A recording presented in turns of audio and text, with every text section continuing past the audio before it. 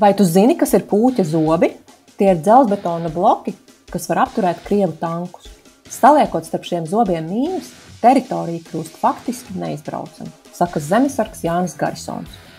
Šos un citus šķēršļus, prettanku grāvjus, dzeloņstieples, Hesko bastionus izvietos uz austrumu robežu, lai īstenotu jauno aizsardzības koncepciju.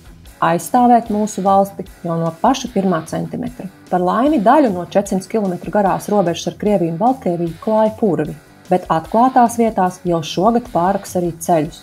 Robežlīnijas aizsardzībā 24. gadā ieguldīs 25 miljonus eiro, bet 5 gadu laikā kopumā 303 miljonus.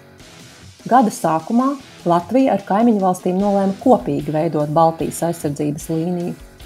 Tomēr katra valsts to darīs pa savam, atbilstoši teritorijas īpatnībām. Igauņi par 60 miljoniem eiro būvēs 600 bunkurus. Lietuva 10 gados ieguldīs 380 miljonus savas garās robežas nocietināšanā. Vairāk lasi žurnālā Ir.